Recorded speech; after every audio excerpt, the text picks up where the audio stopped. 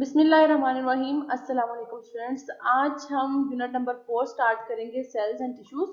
और जो टॉपिक आज के लेक्चर में हम कवर करेंगे वो है हमारे पास microscopy, light and electron microscope. Microscopy, सबसे पहले what is microscope? Microscope is an instrument used to see smaller objects that are not visible under naked eye. ये हमारे पास एक ऐसा इंस्ट्रूमेंट होता है जो ऐसे ऑर्गेनिज्म जो हमें नॉर्मली आंख से नजर नहीं आ रहे होते उनको देखने के लिए यूटिलाइज किया जाता है। लाइक जो यूनिसेलुलर ऑर्गेनिज्म होते हैं, बैक्टीरिया, यूक्लिना वगैरह जो है, जो हमें नॉर्मली अपनी आंख से नजर नहीं आ रहे होते, उनको देखने के लिए, यहाँ सेल के स्ट्रक्चर वगैरह को देखने के लिए जो है बेसिकली जो इंस्ट्रूमेंट यूज होता है वो उसको हम बोलते हैं माइक्रोस्कोप बोलते हैं।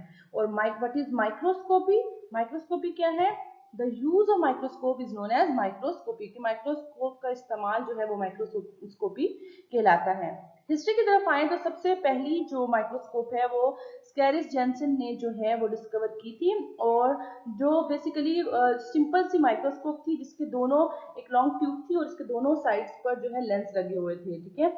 और इसकी जो मैग्निफिकेशन रेंज थी या पावर थी, मैग्निफिकेशन रेंज मतलब उसको इमेज को लार्जर दिखाने की जो पावर थी वो 3 से 9 जो है एक्स थी, यानी 3 से 9 गुना ज्यादा जो है इमेज के ओरिजिनल साइज से बड़ा करके हम देख सकते थे with the help of this microscope. उसके बाद जो है लेवन हुक ने जो है जो माइक्रोस्कोप बनाई, उसकी मैग्निफिकेशन पावर जो है प्रीवियस वन से ज्यादा थी। 250x उसकी मैग्निफिकेशन पावर थी, यानी वो इमेज को उसके ओरिजिनल साइज से इतना गुना ज्यादा बड़ा जो है वो दिखा सकता था। और इसको लेवन हुक को जो फर्स्ट माइक्रोस्कोपिस्ट जो है वो भी बोला जाता है। तो अगर आप ये डायग्राम में देखें तो ये फर्स्ट वाली जो है ये जेंसन ने जो डिस्कवर की थी माइक्रोस्कोप, ये है कि एक सिंपल बॉडी ट्यूब होती है, दोनों साइड पर यहाँ पर लेंस लगी होती हैं। ये एक ऑब्जेक्टिव लेंस होता है और यहाँ पर आईपीस लेंस होता है। ये सबसे पहले जेंसन ने जो है ये डिस्कवर की। उसके बाद जो है सेकेंड वन जो है लेवन हुक ने जो बनाई माइक्रोस्कोप, वो इस तरह से कुछ यहाँ पर लेंस लगा होता है। ये सैंपल होल्डर, सैंपल जो स्पेसिमेन होता है उसको होल्ड करने के लिए ये होल्डर है यहाँ पर, फिर ये नॉब होता है फोकस करने के लिए, और यहाँ पर सैंपल ट्रांसलेटर। ठीक है, ये सिंपल सी सेकंड माइक्रोस्कोप थी जो कि लेवन हुक ने डिस्कवर की। Now what is magnification and resolution? Magnification क्या है? ये अगर आप देखें तो इस तरह का लेंस तकरीबन हर घर में मौजूद होता है, ठीक है। और बच्चे अक्सर इस लेंस को पकड़कर जो है हम डिफरेंट ऑब्जेक्ट्स को देख रहे होते हैं तो हमें जो वो ऑब्जेक्ट है, जो चीजें होती हैं वो बड़ी नजर आ रही होती हैं। तो इसका मतलब है ये लेंस जो है ये क्या करता है कि किसी भी चीज को बड़ा करके हमें दिखा रहा होता है। तो किसी भी चीज को या ऑब्जेक्ट को उसके एक्चुअल साइज से बड़ा करके दिखाना क्या कहलाता है? मैग्निफिकेशन कहलाता है, ठीक है। अगर इसकी मदद से जब हम देखते हैं तो हमें जो वर्ड्स हैं वो हमें बड़े अपीयर होते हैं, यानी जो है लार्जर नजर आते हैं। सो मैग्निफिकेशन क्या हुई? Increase in image size of an object is called magnification. कि किसी भी ऑब्जेक्ट के इमेज साइज को इंक्रीज करके दिखाना, इनलार्ज करके दिखाना हमारे पास क्या कहलाता है? मैग्निफिकेशन कहलाता है। अब माइक्रोस्कोप में जो हमने बात की अभी प्रीवियसली कि जो जेंसन माइक्रोस्कोप थी उसमें उसकी जो मैग्निफिकेशन पावर थी वो 3x थी या 9x थी। तो इट्स मीन के उसकी माइक्रोस्कोप में इस्तेमाल होने वाले जो लेंस थे वो इमेज को 3 गुना या 9 गुना बड़ा करके दिखा सकते थे उसके एक्चुअल इमेज से। मतलब जितना उसका साइज है उससे 3 गुना या 9 गुना बड़ा हम उन लेंसेज की मदद से देख सकते थे जेंसन के माइक्रोस्कोप में, ठीक है। फिर हमने बात की कि जो लेवन हुक ने डिस्कवर की थी तो उसकी जो मैग्निफिकेशन पावर थी वो 250x थी। इट्स मीन कि वो ऑब्जेक्ट का जो एक्चुअल साइज है उससे 250 गुना बड़ा करके उसका साइज हमें नजर आ सकता है अगर हम वो वाली माइक्रोस्कोप इस्तेमाल करते हैं जो किसने डिस्कवर की थी? लेवन हुक ने। यानी उसमें इस्तेमाल होने वाले लेंस की मैग्निफिकेशन पावर क्या है? 250x है। सो ये होगी हमारे पास मैग्निफिकेशन पावर या मैग्निफिकेशन। अब सेकेंड जो वर्ड है जो कि बहुत इंपॉर्टेंट होता है माइक्रोस्कोप में वो है रेजोल्यूशन या रिजॉल्विंग पावर। रिजॉल्विंग पावर क्या होती है? कि ability of an instrument to show two object clearly. कि किसी भी इंस्ट्रूमेंट की एबिलिटी के वो दो ऑब्जेक्ट्स को क्लियरली जो है वो सेपरेटली हमें शो कर सके, वो हमारे पास क्या कहलाती है? उसकी रिजॉल्विंग पावर कहलाती है, या उसको हम बोलते हैं रेजोल्यूशन, ठीक है। Least distance between points in object that can be distinguish. अब अगर लाइक हम सिंपल देखते हैं, हाँ, जो ह्यूमन आई है, हमारी जो रिजॉल्विंग पावर है उसकी एक लिमिट है। मतलब हम अगर दो पॉइंट्स के दरमियान जो है कितना डिस्टेंस हो, एटलीस्ट 0.1 मिलीमीटर का डिस्टेंस हो, ठीक है, तो हम उन दो ऑब्जेक्ट को अलग-अलग जो है वो देख सकते हैं, सेपरेट देख सकते हैं, ठीक है। तो ये हमारी आई की जो है लिमिट है, रिजॉल्विंग पावर की लिमिट है। तो इट्स मीन जो हमारी रेजोल्यूशन है वो क्या है, 0.1 मिलीमीटर है।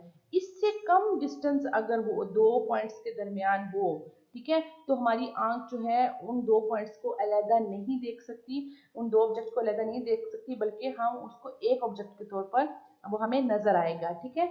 सो अगर आप देखो तो यहाँ पर ये पॉइंट्स हमें दिखाए गए, दो ऑब्जेक्ट हमें क्लियरली दो सेपरेट आइडेंटिटी के तौर पर नजर आ रहे हैं। सेकंड यहाँ पर देखें, ये भी हमें सेपरेट नजर आ रहे हैं अलग से। यहाँ पर अगर देखें तो ये भी हमें दो ऑब्जेक्ट, दो पॉइंट्स अलग नजर आ रहे हैं। यहाँ पर भी जो है हमें दो पॉइंट्स अलग नजर आ रहे हैं। लेकिन जब हम इसकी तरफ देखते हैं, इस पॉइंट पे आते हैं, तो देखें हमें ये जो हमारी जो लिमिट है रिजॉल्विंग पावर की, जो लिमिट है हमारी आंख की, वो क्या है, वो एक 0.1 मिलीमीटर है, ठीक है। तो यहाँ पर हमें देखें तो हमें ये एक डॉट नजर आ रहा है, ठीक है। तो इट्स मीन कि हमारी आंख की जो रेजोल्यूशन पावर है या रिजॉल्विंग पावर है वो इतनी है, हम इसको अब इन दो पॉइंट्स को सेपरेट नहीं कर सकते। लेकिन अगर हम किसी ऐसे लेंस की मदद से देखते हैं जिसकी रिजॉल्विंग पावर ज्यादा होती है, ठीक है, ह्यूमन आई से, तो क्या होगा कि हम इन दो पॉइंट्स को भी अलग अलग जो है वो सेपरेट आइडेंटिटी के तौर पर देख सकते हैं, ठीक है। तो माइक्रोस्कोप में जो इस्तेमाल होने वाले लेंसेज होते हैं उनकी रिजॉल्विंग पावर होती है स्पेसिफिक, यानी वो दो ऑब्जेक्ट्स को क्लियरली जो है वो हमें सेपरेट आइडेंटिटी के तौर पर दिखा सकते हैं, ठीक है।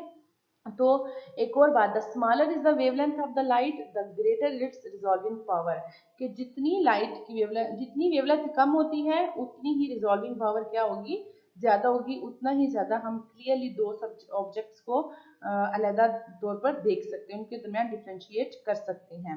लाइक अगर आप इस डायग्राम में देखें तो हम यहाँ पर देखें, ये हमें दो अलग सेपरेट पॉइंट नजर आ रहे हैं। यहाँ पर भी देखें तो हम दो, अब यहाँ पे अलग अलग हमें थोड़े से नजर आ रहे हैं, लेकिन यहाँ पर हम डिफ्रेंशिएट नहीं कर सकते दो पॉइंट्स के दरमियान, क्योंकि इनके दरमियान डिस्टेंस जो है वो अब इतना कम है कि हमारी आंख जो है उसकी इतनी रिजॉल्विंग पावर नहीं है कि उनको डिफ्रेंशिएट कर सके। तो हमें ये एक पॉइंट, एक ऑब्जेक्ट के तौर पर नजर आ रहा है, क्योंकि हमारी आई की एक लिमिट है रिजॉल्विंग पावर की, ठीक है। और ये आपको इमेज दिखाया गया है कि यहाँ पर देखें तो पहला दिखा है हाई मैग्निफिकेशन लो रिजॉल्विंग पावर, कि मैग्निफिकेशन तो हाई है कि यानी जो इमेज है उसका साइज तो बड़ा है, लेकिन जो रिजॉल्विंग पावर है कि वो उसके जो ऑब्जेक्ट्स हैं उनको क्लियर करके दिखाना, शार्प इमेज जो है वो हमें प्रोड्यूस नहीं हुआ। इट्स मीन जो लेंस इस्तेमाल हुआ उसकी रिजॉल्विंग पावर कम थी, मैग्निफिकेशन पावर ज्यादा थी, कि इमेज लार्जर नजर आ रहा है लेकिन शार्प इमेज नजर नहीं आ रहा, पॉइंट्स के दरमियान जो है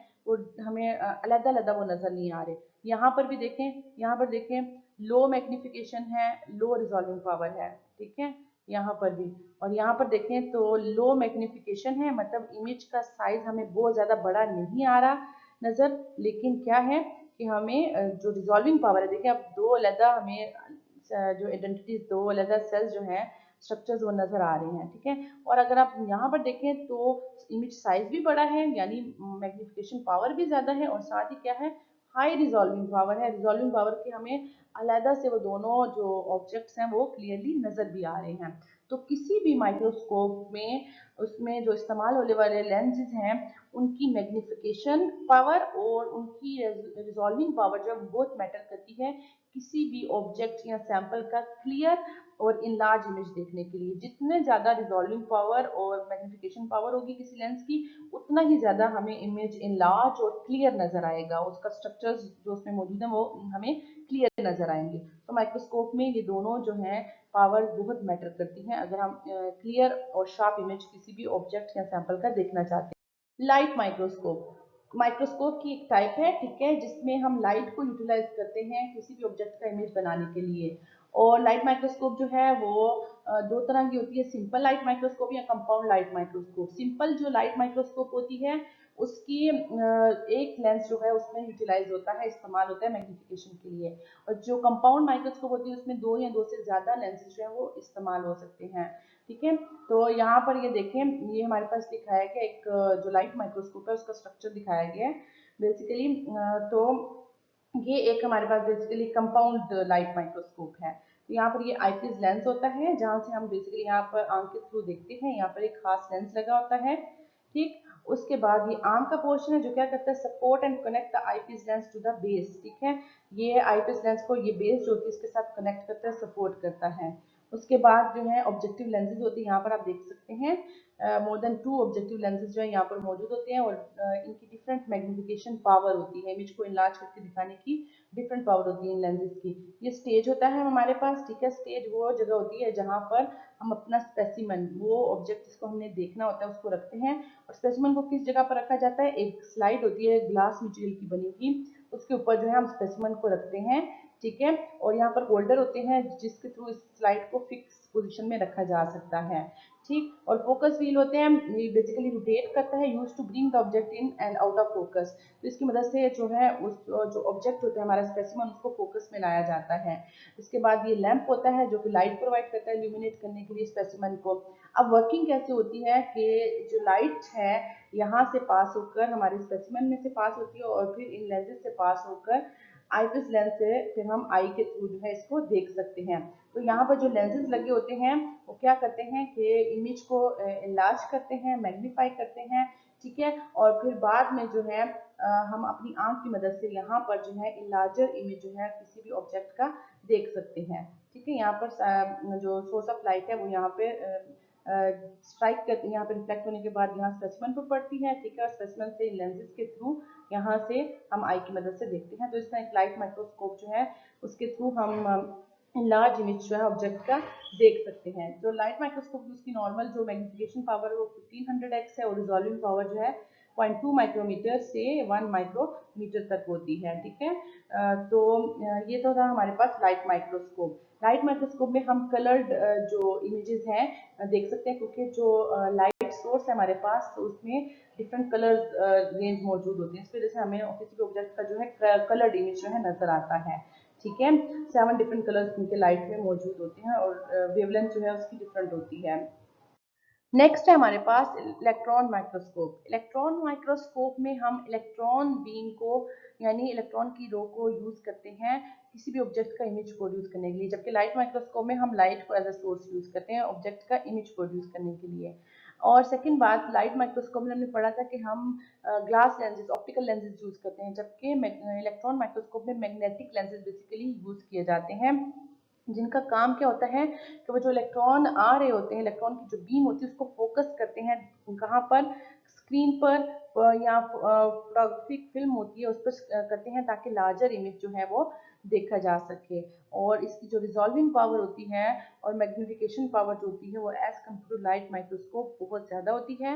it can distinguish object as small as 0.3 nanometer and 1 nanometer के जो ऑब्जेक्ट्स होते हैं, इतने स्मॉल ऑब्जेक्ट को भी डिस्टिंग्विशली हमें इलेक्ट्रॉन के माइक्रोस्कोप की मदद से हम देख सकते हैं।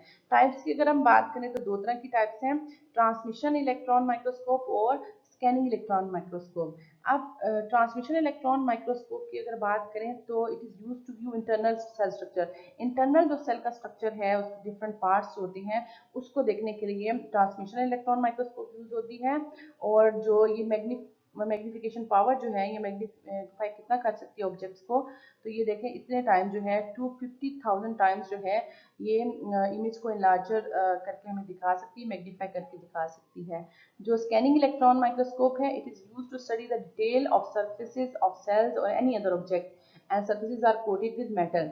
तो स्कैनिंग इलेक्ट्रॉन माइक्रोस्कोप में हम किसी भी ऑब्जेक्ट, सेल्स वगैरह का जो सरफेस होती है, ठीक है, उसको स्टडी कर सकते हैं, उसकी डिटेल देख सकते हैं। और यहाँ पर क्या किया जाता है कि किसी भी जो चीज़, जो ऑब्जेक्ट हमने देखना होता है उसके बाहर कोटिंग की जाती है स्पेशल मेटल की, ठीक है, गोल्ड प्लैटिनम वगैरह की जो है हम कोटिंग करते हैं। और फिर इस तरह हमारे पास जो है 3 डायमेंशनल इमेज जो है स्कैनिंग इलेक्ट्रॉन माइक्रोस्कोप की मदद से हमें मिलता है। इलेक्ट्रॉन, अब हम क्यों कोटिंग करते हैं, इलेक्ट्रॉन जब हिट करते हैं मेटल को, it is reflected and make the enlarger image, ठीक है। तो जब इलेक्ट्रॉन हिट करते हैं इस कोटिंग को तो रिफ्लेक्ट होते हैं और फिर जो है लार्जर इमेज हमारे पास आता है। इस डायग्राम में जो है जो माइक्रोस्कोप्स हैं, लाइट माइक्रोस्कोप और इलेक्ट्रॉन माइक्रोस्कोप, उसका वर्किंग प्रिंसिपल दिखाया गया है। आप यहाँ पे देख सकते हैं लाइट माइक्रोस्कोप में लाइट सोर्स में लाइट जो है कैसे लेंसेज और स्पेसिमेन से पास होती हुई जो है हमारे पास कलर्ड और लार्ज इमेज देती है। और इसी तरह जो हमारे पास इलेक्ट्रॉन माइक्रोस्कोप है, उसकी जो दोनों टाइप्स है, उसमें जो सोर्स है इलेक्ट्रॉन का वो टंगस्टन फिलामेंट होता है जो बेसिकली इलेक्ट्रॉन प्रोड्यूस करता है। और इलेक्ट्रॉन्स जो होते हैं उनको फोकस्ड रखने के लिए कि वो, क्योंकि इलेक्ट्रॉन जो होते हैं अगर वो एयर में ये प्रोसेस हो रहा हो तो एयर के में मौजूद मॉलिक्यूल के साथ इलेक्ट्रॉन जो है वो कोलाइड कर सकते हैं और इस तरह स्कैटर्ड हो सकते हैं, बिखर सकते हैं। तो उनकी जो वो फोकस है इलेक्ट्रॉन का वो नहीं रहता टूवर्ड्स द स्पेसिमन। लिहाजा ये जो प्रोसेस होता है इलेक्ट्रॉन माइक्रोस्कोपी में, ये सारे का सारा जो प्रोसेस है और स्पेसिमन जो है उसको अंदर वैक्यूम रखा जाता है जहाँ पर एयर मॉलिक्यूल ना हो और इलेक्ट्रॉन्स जो है स्कैटर्ड ना हो और टूवर्ड्स द स्पेसिमन जो है वो फोकस रहे। इसके अलावा यहाँ पर जो इलेक्ट्रॉन माइक्रोस्कोपी होती है यहाँ पर क्या यूज किया जाता है, मैग्नेटिक लेंसेज यूज किए जाते हैं। मैग्नेटिक लेंसेज भी क्या करते हैं, बेसिकली इलेक्ट्रॉन्स को फोकस रखते हैं टूवर्ड्स स्पेसिफिक डायरेक्शन, ठीक है। और इस तरह जो है इलेक्ट्रॉन्स टूवर्ड द डायरेक्ट जो है स्पेसिमन के साथ स्ट्राइक करते हैं। अब अगर आप देखें तो इमेज यहाँ पर हमें क्या ब्लैक एंड व्हाइट नजर आ रहा है। अब इसकी क्या रीजन है, ब्लैक एंड व्हाइट इमेज हमें क्यों नजर आता है, तो पहली बात कि जब इलेक्ट्रॉन्स जो होते हैं फोकस्ड इलेक्ट्रॉन जब स्ट्राइक करते हैं सैंपल के साथ, तो बेसिकली यहाँ पर क्या होता है, कुछ इलेक्ट्रॉन्स जो होते हैं वो एब्जॉर्ब हो जाते हैं, स्पेसिमन के डिफरेंट पार्ट्स एब्जॉर्ब कर लेते हैं, और कुछ जो होते हैं वो पास हो जाते हैं स्पेसिमन में से। तो जो इलेक्ट्रॉन्स जिन पोर्शन का जो है में इलेक्ट्रॉन पास होते हैं यानी उधर से गुजर जाते हैं स्पेसिमन में से, वो पार्ट जो है ब्राइट कलर का अपीयर होता है जैसे आप देख सकते हैं यहाँ पर। और जिस पोर्शन स्पेसिमन के जिस पोर्शन से इलेक्ट्रॉन पास नहीं होते और वो एब्जॉर्ब कर लेते हैं इलेक्ट्रॉन को, वो जो पार्ट है वो हमें डार्कर शो होता है, ठीक है। तो इस तरह का इमेज हमारे पास आ जाता है, ब्लैक एंड व्हाइट इमेज आता है, ठीक है। सेकंड बात जो है इलेक्ट्रॉन माइक्रोस्कोपी में क्या करते हैं कि लाइफ जो है यानी जिंदा ऑर्गेनिज्म जो है हम उसको नहीं देख सकते, हम जो डेड ऑर्गेनिज्म को ही देखा जाता है क्योंकि ये वैक्यूम में प्रोसेस होता है। इसलिए जो ऑर्गेनिजम्स हैं जिनको हम देख रहे होते हैं वो लाइव नहीं होते, ठीक है, जिंदा नहीं होते। और सेकंड जो है इलेक्ट्रॉन माइक्रोस्कोप में देखने के लिए क्या किया जाता है कि स्पेसिमन जो होता है उसके थिन से स्लाइसेस जो है कट किए जाते हैं, ठीक है, और उन स्लाइसेस को जो है अंडर वैक्यूम रख के देखा जाता है। इसी तरह अगर स्कैनिंग में भी यही सिंपल प्रोसीजर जो है फॉलो होता है, लेकिन स्कैनिंग में जो क्या होता है कि जो स्पेसिमन होता है उसके इर्द गिर्द हम क्या कर लेते हैं, कोटिंग कर लेते हैं किसी मेटल की, ठीक है। और हमने कहा था कि इससे जो है जो ट्रांसमिशन इलेक्ट्रॉन माइक्रोस्कोपी होती है इसमें हम अल्ट्रा थिन जो है वो यूज़ करते हैं, पार्ट्स यूज़ करते हैं स्पेसिमन के, उसमें हमें क्या होता है इंटरनल स्ट्रक्चर पता चलता है, ठीक है, किसी भी सेल या किसी भी स्ट्रक्चर का। और जो स्कैनिंग इलेक्ट्रॉन माइक्रोस्कोपी होती है ये हमें किसी भी ऑब्जेक्ट का 3 डायमेंशनल इमेज देती है। कैसे, कि जब इसकी कोटिंग कर ली जाती है किसी मेटल से और इलेक्ट्रॉन स्ट्राइक करते हैं तो क्या होता है कि इलेक्ट्रॉन जो होते हैं वो ऐसे स्कैटर्ड होते हैं, देखते हैं आप बिखर जाते हैं और फिर डिटेक्टर के थ्रू डिटेक्ट करते हैं। लाइक अब ये हमारे पास सपोज स्पेसिमेन पड़ा हुआ है, ठीक है, डिफरेंट इसकी ये देखें लोकेशन है। अब इलेक्ट्रॉन यहाँ से स्ट्राइक करेंगे, इधर जाएंगे, ठीक है, डिफरेंट टाइप के इलेक्ट्रॉन जो हैं वो डिफरेंट पोजीशन से क्या होंगे, रिफ्लेक्ट बैक होंगे और डिटेक्टर उनको डिटेक्ट करेगा और फिर उसके अकॉर्डिंग ही इमेज जो है वो प्रोड्यूस करेगा, ठीक है। तो इस तरह हमारे पास जो है 3 डायमेंशनल इमेज आ जाता है हमारे पास, ठीक। अब अगर आप यहाँ पर देखें तो अब पोलन ग्रेन का दिखाया गया कि पोलन ग्रेन को जब हम अंडर ट्रांसमिशन इलेक्ट्रॉन माइक्रोस्कोप देखते हैं तो इस तरह का इमेज हमारे पास अपीयर होता है। और लेकिन अगर हम इसके स्कैनिंग इलेक्ट्रॉन माइक्रोस्कोप में देखते हैं तो सरफेस जो बेसिकली को शो करता है तो हमें हमारे पास इस तरह जो है इमेज आता है। और जब हम उसके थिन स्लाइस कट करते हैं, ठीक है, और उसको अंडर ट्रांसमिशन इलेक्ट्रॉन माइक्रोस्कोपी देखते हैं तो हमारे पास देखें इस तरह का स्ट्रक्चर आता है, यानी इंटरनल स्ट्रक्चर जो है वो अपीयर होते हैं, ठीक। तो ये डिफरेंस दोनों में दिखाया है। अब अगर हम लाइट माइक्रोस्कोप और इलेक्ट्रॉन माइक्रोस्कोप में बेसिक डिफरेंस देखें तो लाइट माइक्रोस्कोप में क्या करते हैं, बीम ऑफ लाइट यूज होती है और जो लाइट की वेवलेंथ होती है वो ज़्यादा होती है, और जिस चीज़ की वेवलेंथ ज़्यादा हो वो उसकी मैग्नीफिकेशन पावर जो है, रिजॉल्विंग पावर जो है वो क्या होती है, कम होती है। लिहाजा यहाँ पर बीम ऑफ लाइट की वेवलेंथ ज़्यादा होती है तो लिहाजा रिजॉल्विंग पावर कम होगी, और इलेक्ट्रॉन की बीम ऑफ इलेक्ट्रॉन होती है उनकी जो वेवलेंथ होती है वो शॉर्ट होती है, और लिहाजा रिजॉल्विंग पावर क्या होती है, ज़्यादा होती है as compare to light microscope. ठीक है, और ये लाइट माइक्रोस्कोप स्मॉल होती है जबकि इलेक्ट्रॉन माइक्रोस्कोप जो है लार्जर होती है और नॉन पोर्टेबल होती है, और ज़्यादातर लेबॉर्ट्री में हम लाइट माइक्रोस्कोप ही यूज़ करते हैं, और रिसर्च वगैरह हाई लेवल पर करने के लिए जो इलेक्ट्रॉन माइक्रोस्कोप यूज़ की जाती है रिलेटिवली इनएक्सपेंसिव होती है, इजीली अफोर्डेबल होती है, जबकि इलेक्ट्रॉन माइक्रोस्कोप जो होती है वो एक्सपेंसिव होती है। और लाइट माइक्रोस्कोप में हमें इस पर कोई स्पेशल ट्रेनिंग की ज़रूरत नहीं होती उसको यूटिलाइज करने के लिए, जबकि इलेक्ट्रॉन माइक्रोस्कोप में प्रॉपर ट्रेनिंग चाहिए होती है वर्किंग करने के लिए। ठीक है, और लाइट माइक्रोस्कोप में हमें कलर इमेज मिलता है, क्योंकि लाइट जो होती है वो 7 डिफरेंट कलर्स पर मुश्किल होती है, जब वो स्कैटर्ड होती है तो हमारे पास एक कलर इमेज आता है, जबकि यहाँ पर हमने अभी बात की थी कि इलेक्ट्रॉन माइक्रोस्कोप में हमारे पास ब्लैक एंड व्हाइट इमेज आता है। और एक और बात, इसका ड्रॉबैक इलेक्ट्रॉन माइक्रोस्कोप का क्या है कि जो स्पेसिमन होता है वो डेड होता है, ठीक है, लाइव नहीं होता, स्पेसिमन मस्ट बी डेड। इसका मतलब है कि हम लाइव स्पेसिमन को अंडर इलेक्ट्रॉन माइक्रोस्कोप नहीं देख सकते, हमें उसके स्लाइस कट करने होते हैं या उसकी कोटिंग हम फिर करते हैं, ठीक है, जबकि जो लाइट माइक्रोस्कोप होती है उसमें स्पेसिमन अलाइव होता है और उसको कोई नुकसान नहीं पहुंचता, जैसे हम नॉर्मली अपनी डेली लाइफ में लैब्स में देखते हैं। ठीक है, और इसकी रिजॉल्विंग पावर क्या होती है, कम होती है, इसकी रेजोल्यूशन पावर ज़्यादा होती है, और इसी तरह लाइट माइक्रोस्कोप की मैग्नीफिकेशन भी कम होती है और इसकी इलेक्ट्रॉन माइक्रोस्कोप की मैग्नीफिकेशन ज़्यादा होती है। सो स्टूडेंट्स, ये तो था आज का लेक्चर जिसमें हमने जो है ब्रीफली माइक्रोस्कोप के बारे में पढ़ा, और होपफुली आज का लेक्चर आपको समझ आ गया होगा। Thank you.